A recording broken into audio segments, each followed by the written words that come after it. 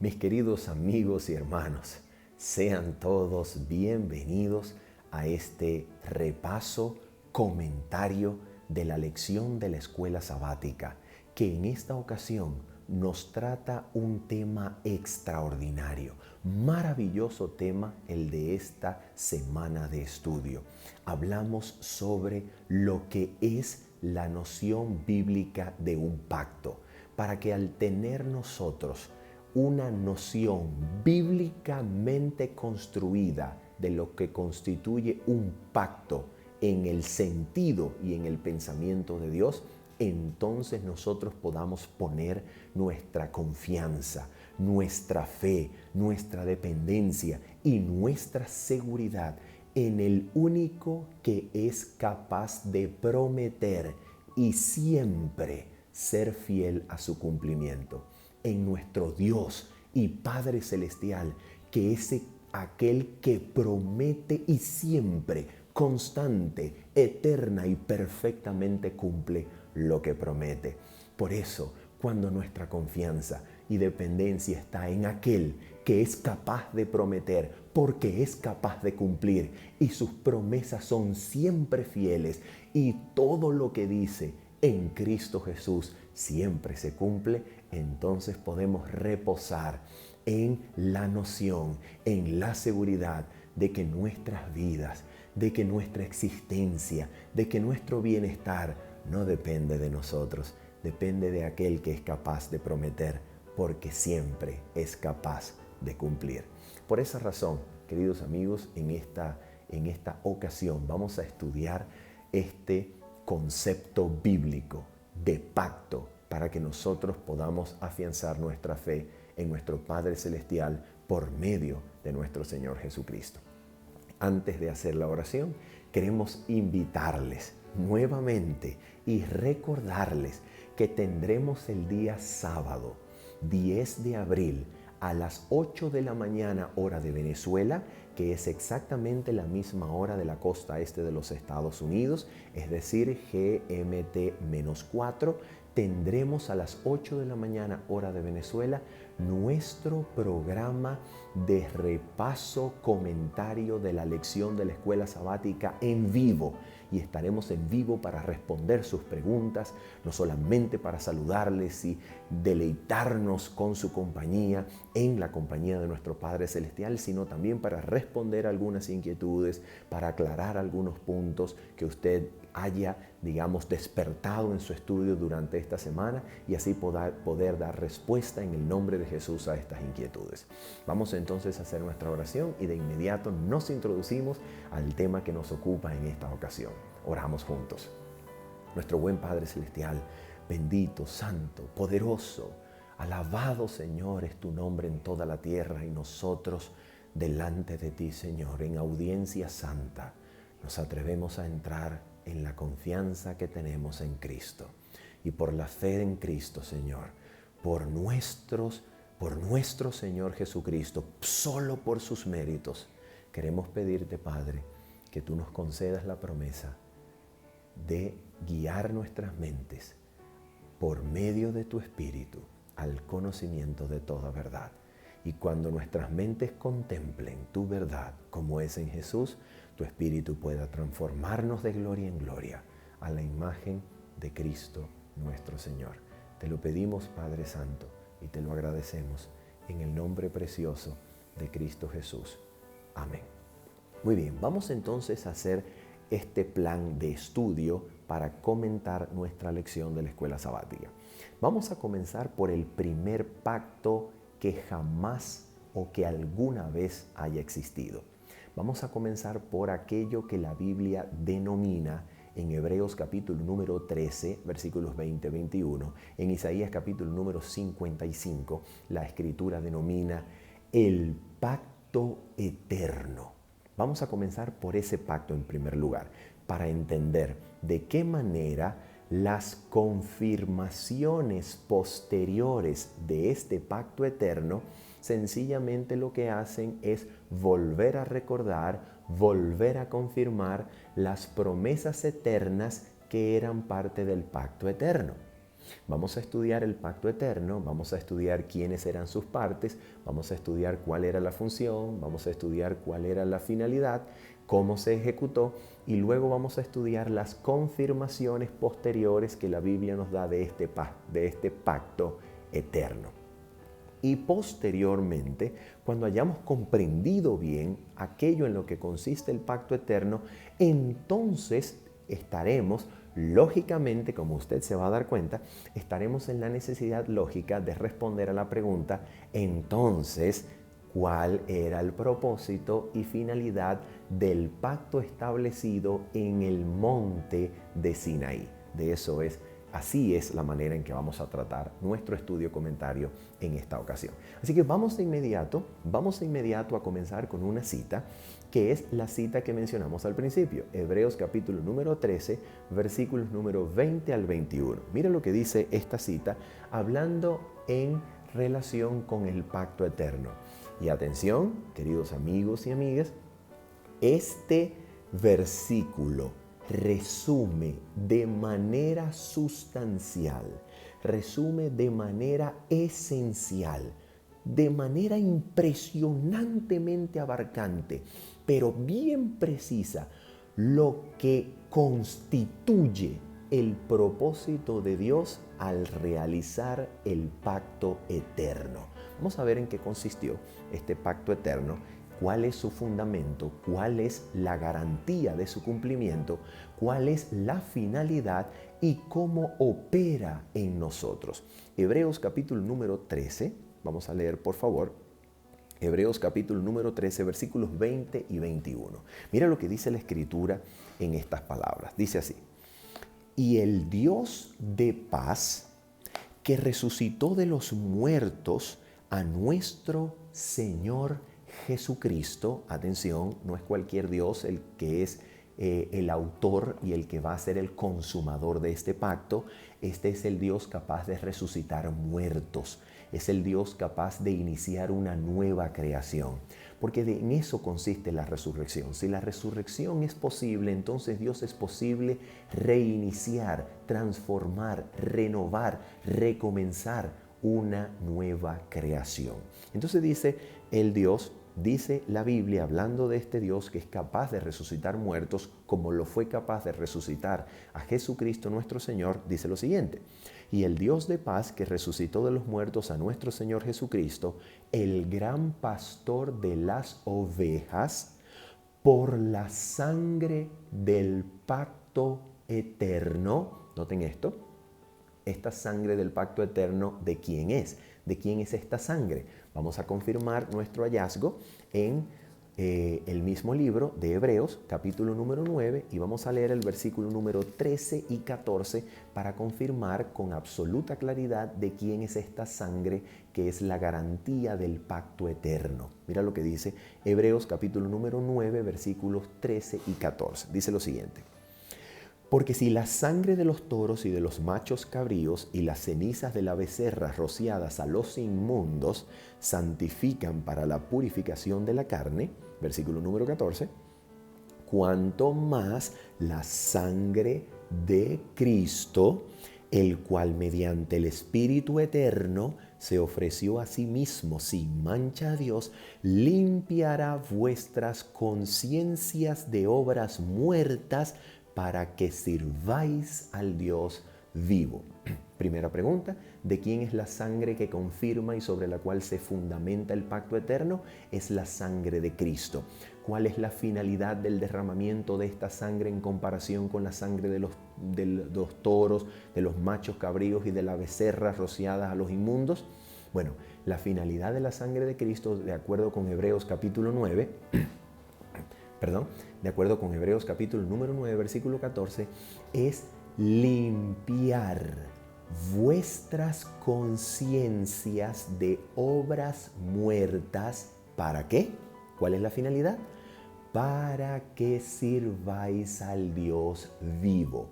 Aquí vemos en primer lugar que de acuerdo con Hebreos 9, 13 y 14, la sangre de Cristo es eficaz porque logra transformar con lavado regenerador la conciencia humana para habilitarla para servir al Dios vivo. Y de la misma manera en que Cristo se entregó a sí mismo para derramar su propia sangre por medio del Espíritu Eterno, el agente purificador del lavamiento y regeneración que la sangre de Cristo es capaz de hacer en nuestras conciencias es el Espíritu Santo, que nos habilita y capacita por medio del subgravar la ley en nosotros de hacer la voluntad de Cristo, de hacer la voluntad de Dios. De la misma manera como el Espíritu preparó a Jesús para hacer la voluntad de Dios en todo tiempo, nos prepara a nosotros escribiendo la ley de Dios en la mente y corazón para que con conciencias lavadas por el Espíritu, la sangre de Cristo nos haga capaces de servir al Dios vivo. Aquí vemos un propósito bien práctico, un propósito que opera en nosotros, que es el propósito del lavamiento de la sangre de Cristo, que es el fundamento del pacto eterno. Vamos a ver que Hebreos capítulo 13 dice exactamente lo mismo que Hebreos 9, 13 y 14, pero con otras palabras, en palabras que designan el pacto eterno. Dice entonces así, Hebreos capítulo 13, versículo 20-21. Y el Dios de paz, que resucitó de los muertos a nuestro Señor Jesucristo, el gran pastor de las ovejas, por la sangre del pacto eterno, ya respondimos que es la sangre de Cristo, que nos limpia la conciencia para servir al Dios vivo. Mira lo que dice el versículo 21, que esta sangre hace eficaz o hace capaz. Mira lo que permite la sangre del pacto eterno, que es la sangre de Cristo. Dice así, por la sangre del pacto eterno, verso 21, os haga aptos, os haga capaces, os haga preparados, os haga aptos en toda obra buena, para que hagáis su voluntad, haciendo Él. Escucha esto. ¿Qué es lo que permite la sangre derramada del pacto eterno? La sangre de Cristo nos hace aptos en toda buena obra. ¿Para qué? Para que hagáis su voluntad. En otras palabras, la sangre del pacto eterno hace posible que hagamos la voluntad de Dios. ¿Cómo? ¿Cómo sucede eso? Mira cómo. Haciendo Él en vosotros, es decir, haciendo Dios en nosotros lo que es agradable delante de Él, por medio de Jesucristo, al cual sea la gloria por los siglos de los siglos. Amén. Entonces nota esto. Dios anhela que nosotros hagamos su voluntad. Dios anhela que en esa voluntad nosotros hagamos lo que es agradable delante de Él. Pero esto nosotros no podemos hacerlo por nosotros mismos. Entonces, y de manera clara, aquello que nosotros no podemos hacer por nosotros mismos, en otras palabras, aquella voluntad agradable y perfecta que nosotros no podemos hacer delante de Él, entonces Él, el Padre de Gloria, la hace en nosotros por medio de Cristo, al cual sea la gloria por los siglos de los siglos. Entonces quiero hacer una pregunta. Este pacto eterno tiene como partes fundamentales institutiva o instituyente o constituyente, mejor dicho. Esa es la palabra que estaba buscando. Este pacto tiene como constituyentes, tiene como partes constituyentes. ¿A quién? ¿A quién tiene como partes constituyentes este pacto eterno? Señoras y señores, este pacto no tiene como parte constituyente a nosotros los seres humanos, sino tiene como parte constituyente a Dios el Padre y a Cristo, para que la humanidad incluida en Cristo y por medio de Cristo, para que cuando la humanidad se incorpore a Cristo por medio de la fe, entonces la humanidad reciba el beneficio del pacto eterno que se estableció entre Dios y Cristo. ¿Con qué propósito? Con el propósito de permitir que toda aquella humanidad que entonces habite en Cristo sea hecha capaz y apta para toda buena voluntad, agradable y perfecta delante de Dios. Porque es Dios, el Padre de gloria, el Padre celestial, quien opera su voluntad en nosotros en Cristo, por medio de Cristo. Y cuando Cristo es enviado de parte del Padre a nosotros los seres humanos para hacer por nosotros aquello que nosotros no podíamos hacer por nosotros mismos, entonces Cristo se constituye en el garante, fiador y sustituto de la raza humana desde la eternidad, para que la humanidad que habite, que se incorpore, que exista en Cristo y por medio de Cristo, pueda en Cristo y por medio de Cristo ser hecha agradable, ser hecha apta y capaz para toda buena obra, haciendo la voluntad agradable y perfecta del Padre. Lo que no podíamos hacer por nosotros mismos, lo hace Dios el Padre por medio de Cristo en nosotros. Por eso el apóstol Pablo, cuando habla del significado de la justicia de Cristo en su primera vez en todas las escrituras, que es Gálatas capítulo número 2, cuando por primera vez habla del tema en su epístola a los Gálatas, Pablo concluye su exposición de la justicia de Cristo diciendo: con Cristo estoy juntamente crucificado, y ya no vivo yo, sino Cristo vive en mí. Y lo que ahora vivo en la carne, lo vivo por la fe en el Hijo, o por la fe del Hijo de Dios, quien me amó y se entregó a sí mismo por mí. Quiere decir que cuando nosotros llegamos a participar de las promesas del pacto, somos los beneficiarios del pacto que Dios y Cristo establecieron en la eternidad. Nosotros participamos de los beneficios de ese pacto porque cuando aceptamos a Cristo, morimos con Cristo y resucita Cristo en nosotros para que su vida en nosotros haga operativa la voluntad de Dios en nosotros, haciendo que nosotros seamos capacitados para hacer la voluntad de Dios agradable y perfecta delante del Padre de gloria. Así funciona el pacto eterno. Pregunto, ¿dice eso el espíritu de profecía? Vamos a ver si lo dice el espíritu de profecía. Vamos a leer lo que Elena de White nos enseña acerca del pacto eterno en el deseado de todas las gentes, no por casualidad, en su último capítulo, antes de finalizar con su pluma lo que sería su pieza maestra, fundamental sobre la biografía y el significado de la vida de Jesús en medio de los hombres. Elena de White, hablando del pacto eterno, en el deseado de todas las gentes, página 773, Elena de White dice lo siguiente en relación con este pacto. Atención, dice ella así: desde antes, estoy leyendo la página 773, deseado de todas las gentes, desde antes que fueran echados los cimientos de la tierra. ¿Qué quiere decir eso? Antes de que la tierra hubiese sido creada, ¿ok? El Padre y el Hijo se habían unido en un pacto para redimir al hombre en caso de que fuese vencido por Satanás. Habían unido sus manos en un solemne compromiso de que Cristo sería fiador de la especie humana. Deseado de todas las gentes, página 773. Pregunto, ¿quiénes son las partes de este pacto? ¿Quiénes son las partes de este pacto?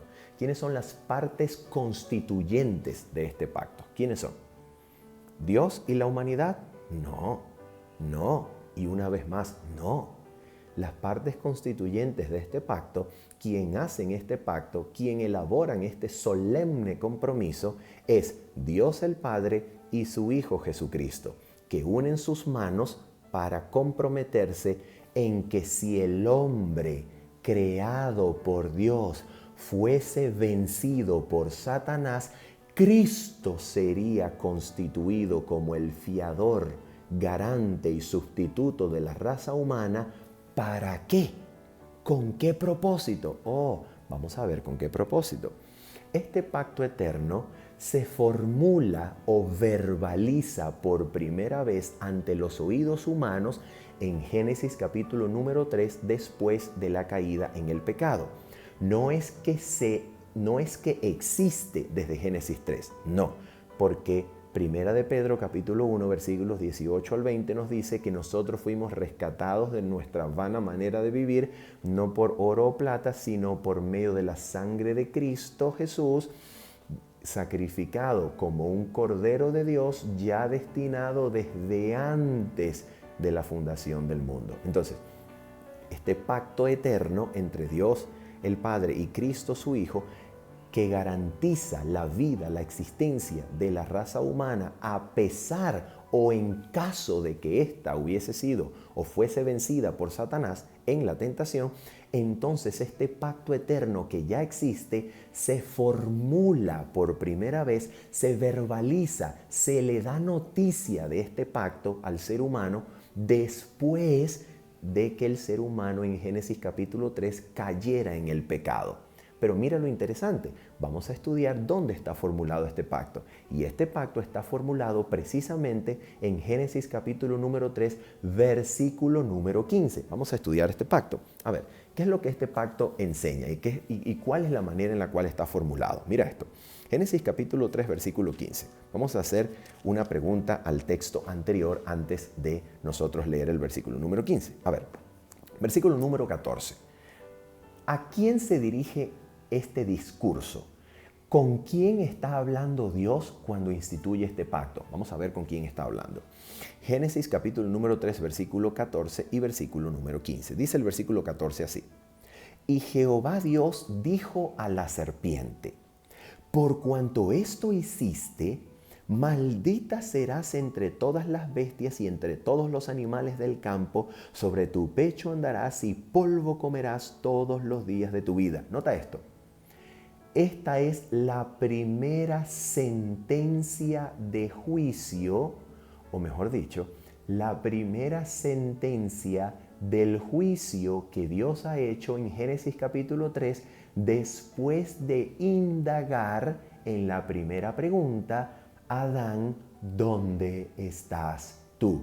Después de preguntarle a Adán, le pregunta a Eva, y después de preguntarle a Eva, sin preguntarle a la serpiente, porque no tiene nada que indagar de la serpiente, porque es un asesino desde el principio, porque peca desde el principio y porque conoce a su enemigo y no necesita indagar nada de él ni hacerle hablar. Entonces en este momento Dios se dirige a la serpiente para pasar sentencia de juicio sobre ella. Y mira lo que le dice. Versículo 14. Y Jehová Dios dijo a la serpiente, por cuanto esto hiciste, maldita serás entre todas las bestias y entre todos los animales del campo. Sobre tu pecho andarás y polvo comerás todos los días de tu vida. Versículo 15. Todavía hablando con la serpiente, dice Dios.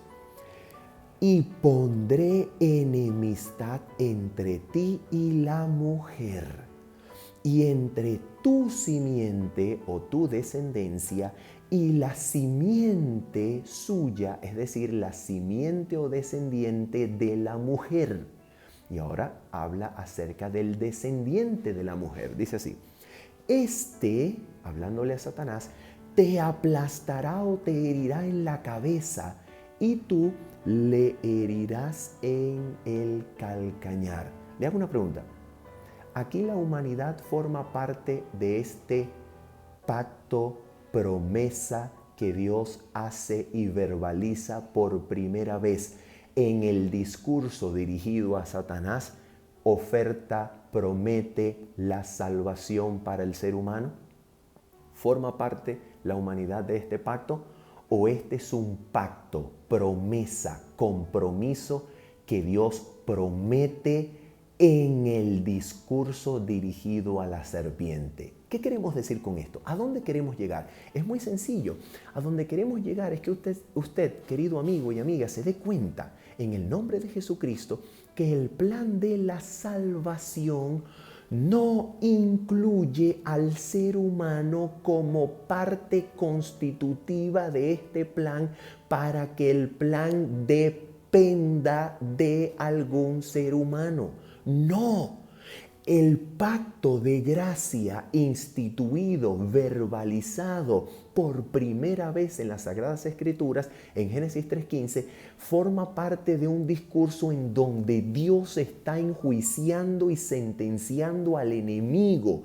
Lo que quiere decir es que el plan de la salvación, del cual el ser humano será solamente beneficiado, pero que no constituyó, sino que solamente recibirá su beneficio, este plan de la salvación tiene a Dios como garante y se hace en el contexto del conflicto contra Satanás, para que a través de este plan Dios sea vindicado y Satanás sea vencido. De eso se trata, por amor a Jesucristo. De eso se trata el pacto eterno. De eso se trata Génesis 3:15. Vamos a ver si el espíritu de profecía lo confirma de esa manera. Leemos entonces la página 340 del libro Patriarcas y Profetas, capítulo que usted no puede dejar de leer. Es el capítulo número 32 de Patriarcas y Profetas. Capítulo número 32 de Patriarcas y Profetas. Usted no puede dejar de leer, por favor, este capítulo titulado La Ley y los Dos Pactos. Mira lo que dice este capítulo maravilloso, extraordinario. Dice así. Vamos a leer el capítulo número 32, página 340 de Patriarcas y Profetas. Dice así la autora. Leemos. Dice así. El pacto de la gracia, este es el párrafo 3 de la página 340, el pacto de la gracia se estableció primeramente con el hombre en el Edén. ¿Cuándo? Con el hombre en el Edén. ¿Cómo así? Escucha. Cuando después de la caída se dio la promesa divina de que la simiente de la mujer herirá a la serpiente en la cabeza. ¿Qué versículo de la Biblia es ese? Génesis 3:15. Mira lo que dice la hermana Guay acerca de ese versículo. Este pacto puso al alcance de todos los hombres el perdón y la ayuda de la gracia de Dios para obedecer en lo futuro mediante la fe en Cristo. El pacto eterno de Hebreos capítulo 13, versículo 20 y 21. Lo que el hombre tentado y caído por medio de Satanás no podía lograr por sí mismo, es decir, obedecer a Dios el Padre Celestial, Dios y Cristo se unen en solemne compromiso para garantizar que Satanás sea vencido y el hombre tenga perdón, para que tenga otra oportunidad, y gracia para obedecer en lo futuro por medio de la fe en Cristo. Por medio de Cristo, el hombre será puesto nuevamente en donde puede volver a obedecer después de recibir el perdón de los pecados en Cristo y la ayuda de la gracia de Dios en Cristo. ¿Dice eso el Espíritu de Profecía más adelante? Absolutamente, vamos a leerlo. En el mismo lugar, la página 340 de Patriarcas y Profetas, Elena de White dice lo siguiente. Atención, dice así. Aunque este pacto fue hecho con Adán y más tarde se le renovó a Abraham, y vamos a ver en qué sentido se hizo con Adán y se le renueva a Abraham. Vamos a leer en qué sentido, ya lo vamos a descubrir. Dice, no pudo ratificarse sino hasta la muerte de Cristo. Nota esto. El pacto que Dios entonces le da a Adán, le da a Abraham, se ratifica con la muerte de Cristo. Y este pacto, dice ella, existió en virtud de la promesa de Dios desde que se indicó por primera vez la posibilidad de la redención. ¿Desde dónde? Desde Génesis 3:15. Escucha esto. fue aceptado por fe. No obstante, cuando Cristo lo ratificó, fue llamado el pacto nuevo. ¿Por qué es llamado pacto nuevo? Porque su ratificación fundamental, definitiva y maravillosamente fiel depende de la sangre de Cristo derramada en la cruz. Esta ratificación es posterior al pacto del Sinaí, por eso se le llama pacto nuevo, pero en realidad, aunque es posterior su ratificación al pacto del Sinaí, en realidad es un pacto que anticipa al Sinaí, lo antecede porque es eterno, es la promesa eterna de la redención que se estableció entre el Padre y Cristo su Hijo para salvar al hombre, vindicar el carácter de Dios y volver al hombre a la condición de poder obedecer. ¿Dice eso la autora? Mira lo que dice. Atención. La ley de Dios, mismo párrafo número 5 de la página 340. La ley de Dios fue la base de este pacto, del pacto de gracia. ¿Qué era? Y ahora va a definir Elena de White lo que entiende por pacto de gracia, lo que entiende por el pacto nuevo, lo que entiende por el pacto de Génesis 3:15, lo que entiende por el pacto de Dios con Abraham, lo que entiende por el pacto entre Dios y Cristo, lo que entiende por el pacto que Dios, con el cual Dios beneficia a la humanidad, el pacto eterno. Mire lo que dice ella. Que era, aquí va a definir el pacto, que era sencillamente un arreglo. ¿Qué es el pacto eterno? ¿Qué es el nuevo pacto? ¿Qué es el pacto de Dios y Cristo para el hombre? Dice ella, un arreglo para restituir al hombre a la armonía con la voluntad divina. Dice eso Hebreos 13, versículo 20 y 21, exacta y textualmente. Para que hagáis su voluntad, haciendo Él en vosotros lo que es agradable delante de Él por medio de Jesucristo, al cual sea la gloria por los siglos de los siglos. Amén. Así que esto es absolutamente teología bíblica. Mira lo que dice. Que era sencillamente un arreglo para restituir al hombre a la armonía con la voluntad divina, para colocarlo en condición de poder obedecer la ley de Dios. Entonces, ¿qué es el pacto eterno? El pacto eterno es sencillamente un arreglo para hacer que el hombre vuelva a habitar, a existir en armonía con la voluntad divina, obedeciendo la ley de Dios, haciendo esto posible en el ser humano, que no lo puede hacer por sí mismo, por medio de Cristo, su perdón y su vida en nosotros, que son la garantía del pacto eterno y su cumplimiento. Eso es exactamente lo que dice la Biblia, es exactamente como lo comprende el espíritu de profecía. Maravillosa exposición, maravillosa comprensión. Ahora viene, surge la pregunta. ¿Este pacto de Génesis 3:15 es el mismo pacto que Dios confirma con Abraham? Pues vamos a preguntárselo a la Biblia. De acuerdo con Génesis capítulo número 15, versículo número 4 en adelante, después de haber llamado a Abraham en Génesis capítulo número 12 para que oyendo la voz de Dios saliera, obedeciendo a esa voz, saliera de su ciudad, de su parentela, a la tierra que el Señor le iba a prometer, y Dios le dijo en Génesis capítulo número 12 que lo iba a bendecir, y todo el que lo bendijere sería bendito y el que lo maldijere sería maldito, porque dice Génesis 12 versículo número 3 lo siguiente. Vamos a leerlo. Génesis 12, versículo número 3. Mira lo que dice. Bendeciré a los que te bendijeren y a los que te maldijeren maldeciré, y serán benditas en ti. Escucha esto.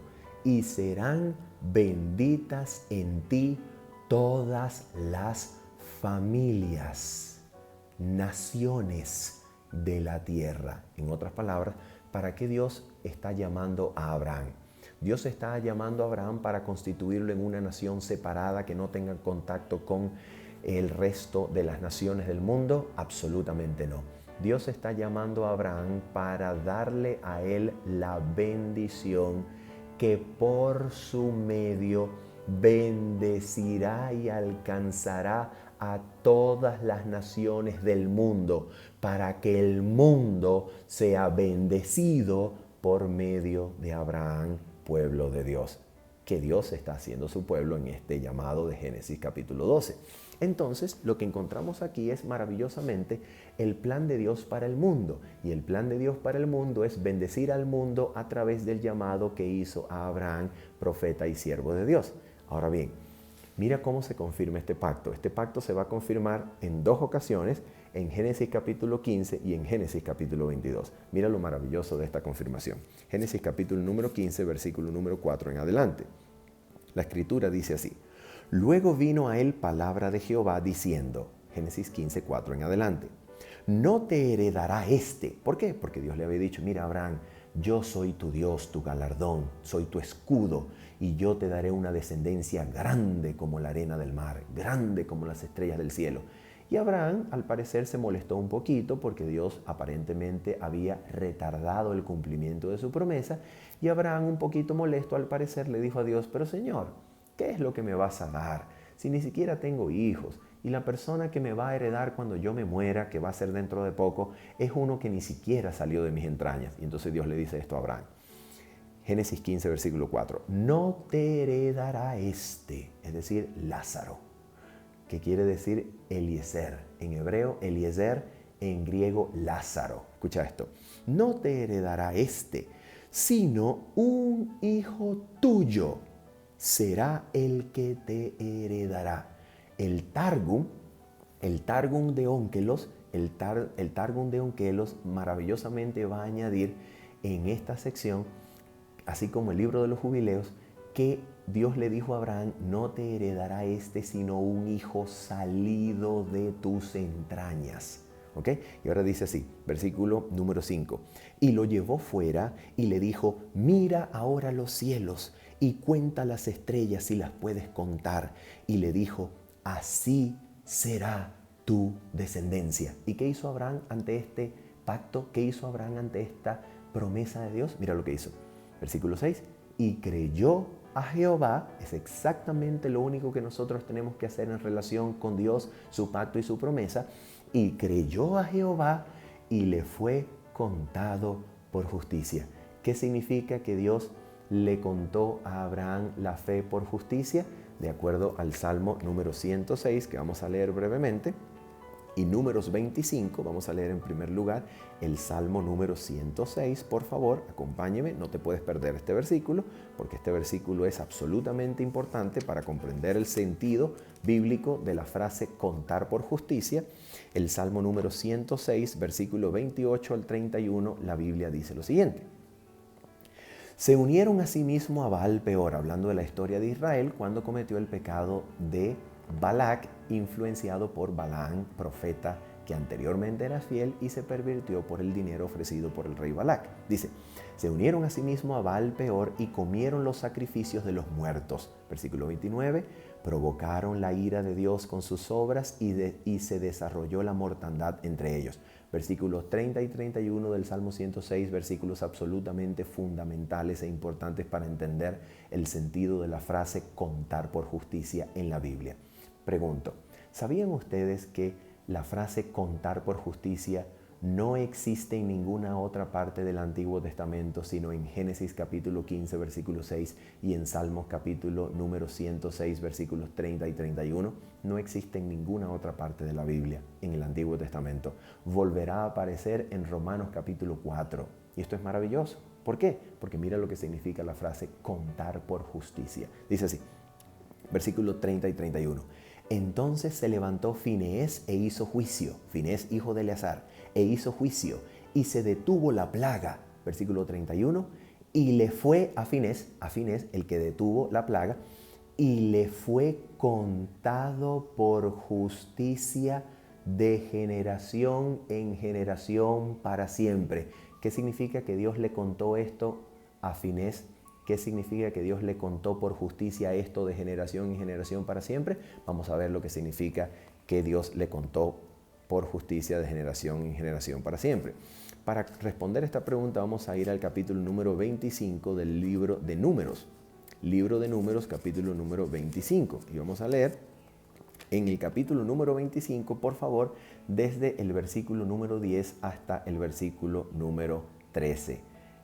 Números, capítulo 25, versículos 10 al versículo 13. La escritura declara: Entonces Jehová habló a Moisés diciendo: Fineés, hijo de Eleazar, hijo del sacerdote Aarón, ha hecho apartar mi furor de los hijos de Israel, lo que el Salmo 106 dice que detuvo la plaga, llevado de celo entre ellos, por lo cual yo no he consumido en mi celo a los hijos de Israel. Versículo número 12 y 13, que es el resumen del versículo 31 del Salmo 106. Dice el versículo 12 y 13 en Números 25. Por tanto, diles a los hijos de Israel: he aquí yo establezco mi pacto de paz con él, y tendrá él y su descendencia después de él el pacto del sacerdocio perpetuo, por cuanto tuvo celo por su Dios e hizo expiación por los hijos de Israel. Entonces, estos versículos, Números 25, versículos 12 y 13, cuando son interpretados y recontados, reformulados en el relato de la historia de Israel del Salmo 106, este versículo de Finés, hijo de Eleazar, cuando se dice que Dios estableció pacto de paz perpetuo con Finés, en el Salmo 106, versículo 31, lo que dice es que Dios le contó por justicia de generación en generación para siempre. Conclusión bíblica: la conclusión bíblica es que la frase contar por justicia significa que Dios establece un pacto con él. ¿Se da cuenta?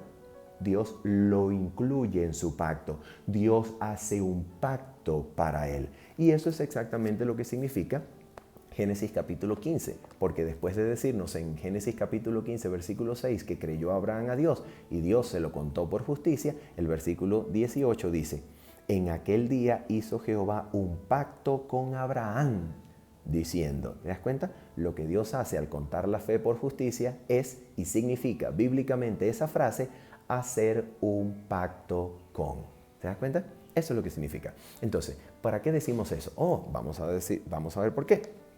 Porque en Romanos capítulo número 4 y en Gálatas capítulo número 3 vamos a tener la exposición paulina de este pacto que Dios hace con Abraham en Génesis capítulo número 15, y lo confirma en Génesis 22, versículo 18, con juramento, para que por dos cosas en las cuales es imposible que Dios mienta, tanto por la promesa como por el juramento, sea Dios hecho capaz y sea considerado eficaz y garante de este pacto. ¿Ok?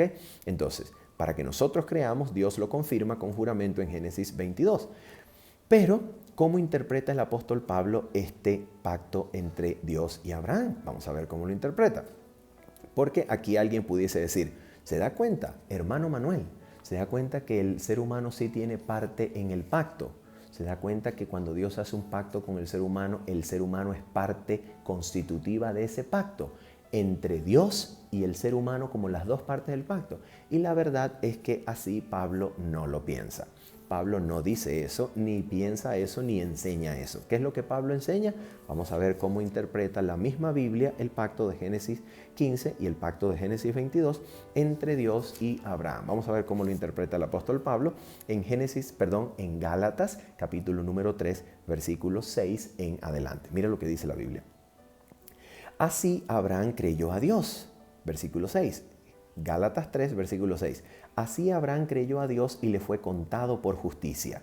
Sabed, por tanto, que los que son de fe, estos son hijos de Abraham. Y la Escritura, previendo que Dios había de justificar por la fe a los gentiles, dio de antemano la buena nueva a Abraham. Buena nueva en griego es evangelio. Le dio el evangelio a Abraham diciendo: en ti serán benditas todas las naciones. ¿Qué le dio Dios a Abraham? Le dio el evangelio. ¿Para qué se lo dio? Escucha, ¿para qué? Al bendecirlo, Dios le estaba dando el evangelio. ¿Y el evangelio es en Cristo desde los días de Abraham? Absolutamente. Desde los días de Génesis 3:15, desde los días de Abraham, el pacto, el evangelio es un pacto de gracia. Es el evangelio de Dios en Cristo. Mira cómo lo confirma el versículo número 13 y 14. Cristo nos redimió de la maldición de la ley, hecho por nosotros maldición, porque está escrito: maldito todo el que es colgado en un madero, para que en Cristo Jesús la bendición de Abraham alcanzase a los gentiles, a las naciones. ¿Te das cuenta qué es lo que la cruz de Cristo hace? La cruz de Cristo hace que la misma bendición con que Dios bendijo a Abraham con el Evangelio alcance ahora a los gentiles, a las naciones, por medio de la fe en Cristo. ¿Y por qué esto es así? Mira por qué. Gálatas capítulo 13, versículo número 15 al 17. Escucha lo que dice la Biblia aquí. Hermanos, hablo en términos humanos. Un pacto, aunque sea de hombre, una vez ratificado, nadie lo invalida ni le añade. En otras palabras, el pacto de Dios, aunque no es de hombre, también sigue la regla de que cuando se confirma, nadie lo invalida y nadie le añade nada. Y ahora vamos a ver cuándo ocurrió esta confirmación. Ahora Pablo va a citar, en vez de Génesis 3.15, en vez de Génesis 15.6, Pablo va a citar Génesis 22 y dice así. Escucha bien, versículo 16. Ahora bien, a Abraham fueron hechas las promesas y a su simiente. No dice y a las simientes como si hablase de muchos, sino como hablando de uno. 2 puntos, dice el apóstol, sino como de uno.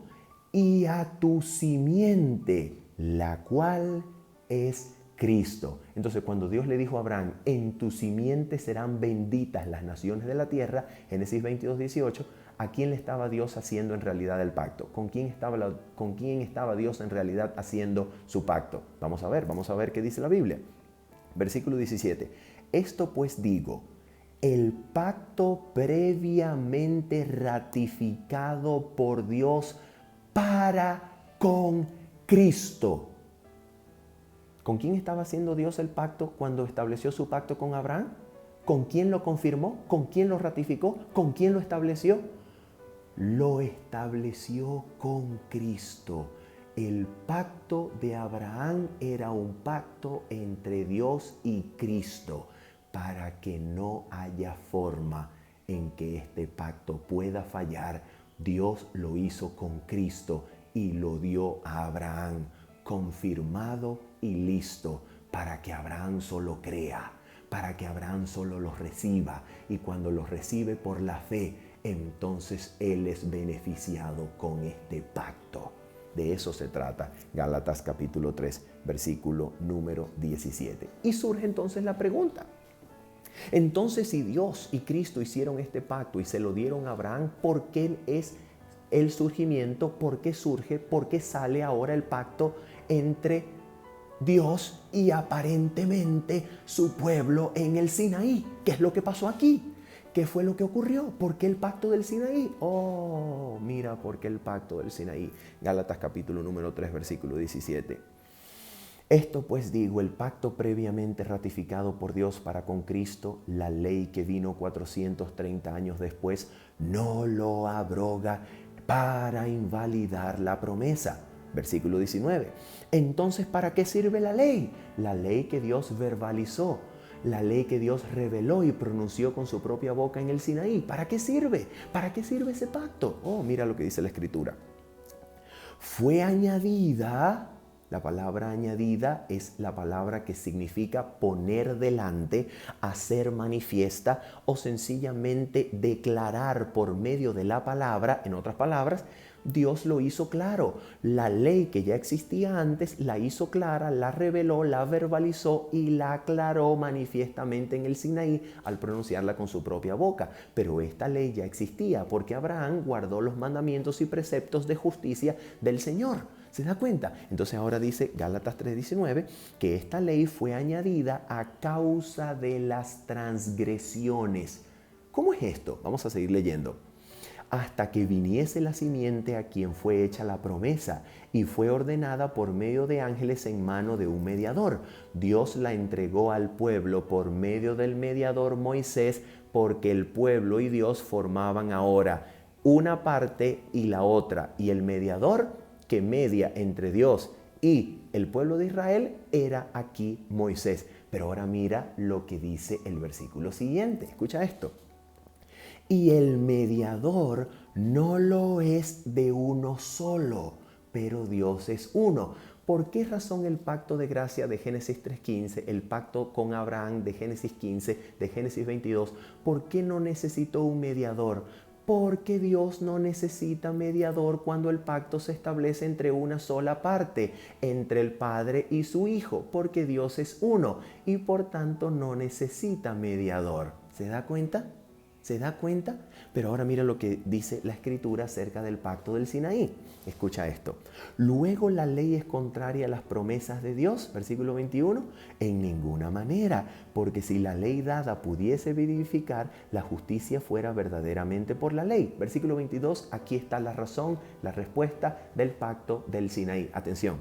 Mas la Escritura lo encerró todo bajo pecado. Eso se refiere a la Biblia cuando dice fue añadida por causa de las transgresiones.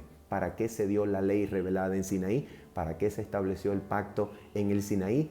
Para que Dios, por medio de la revelación de la ley, encerrara todo bajo pecado. ¿Para qué? Versículo 22. Para que la promesa que es por la fe en Jesucristo fuese dada a los que creen. ¿Qué quiere decir esto? Quiere decir que la ley y el pacto que se estableció en Sinaí tenían como solo propósito ministrar el reconocimiento y convicción de pecado y pecaminosidad del corazón humano en el pueblo de Israel, para que el pueblo, dándose cuenta de lo frágiles que son las promesas humanas, de lo frágil e incapaz que es el hombre para cumplir su palabra y guardar la santísima ley que hizo temblar con su pronunciamiento o pronunciación el monte de Sinaí, para que el humano se diera cuenta que no puede guardar la ley de Dios por su propia intención, por su propia palabra, por su propia fuerza. Dios ministró con la ley el descubrimiento del pecado en el pueblo, para que allí donde la ley llegó, el pecado brote como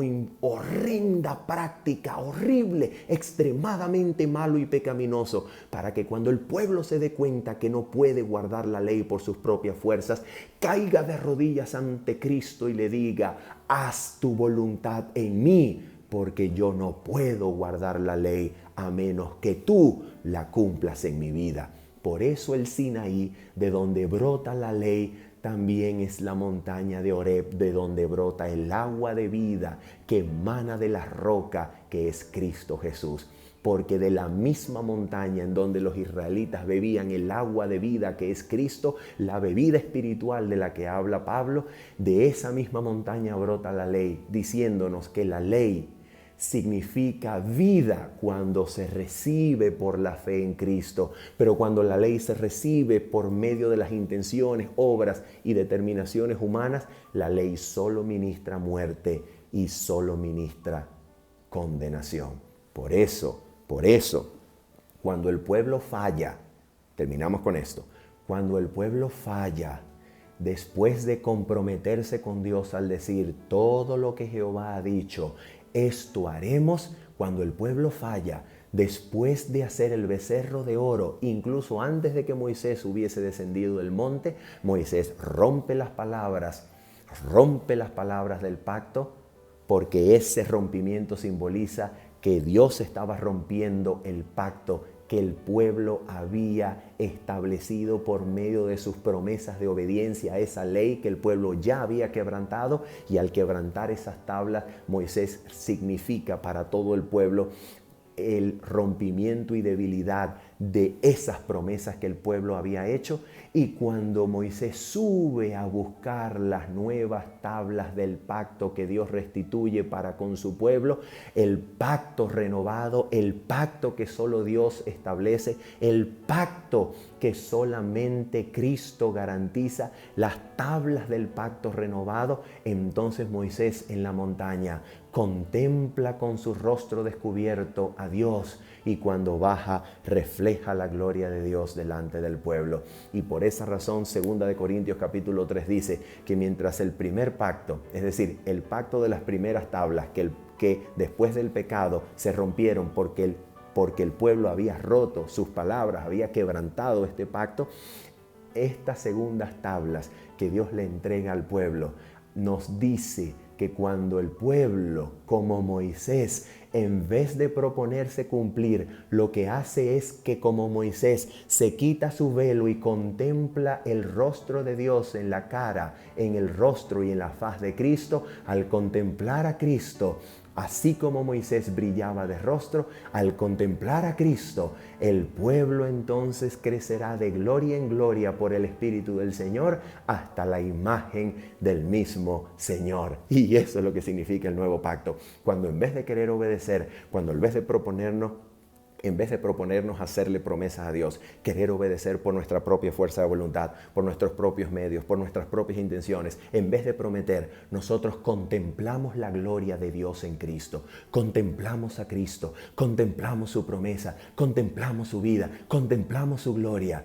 El mismo Espíritu que habitó en Cristo vive en nosotros y nos transforma de gloria en gloria como parte del pacto eterno para que hagamos la voluntad de Dios hasta alcanzar la voluntad de Dios en nuestras vidas, hasta reflejar su voluntad, hasta hacer su voluntad, porque por medio de la contemplación seréis transformados y por medio de la contemplación de Dios en Cristo crecemos de gloria en gloria por el Espíritu del Señor. Y este es el ministerio de la vida, este es el pacto renovado, este es el nuevo pacto que por medio de la fe en Cristo se ejecuta en nosotros cuando contemplamos a Dios en Cristo Jesús y somos transformados por su Espíritu.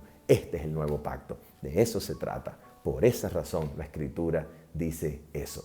Así que en el nombre de Jesús y esperando que haya sido para tu desarrollo, para tu crecimiento en la gracia de Cristo Jesús, se despide habiendo dicho esto tu servidor Manuel Ospino diciéndote bendiciones. Chao, chao. Nos vemos el sábado en vivo. Dios te bendiga.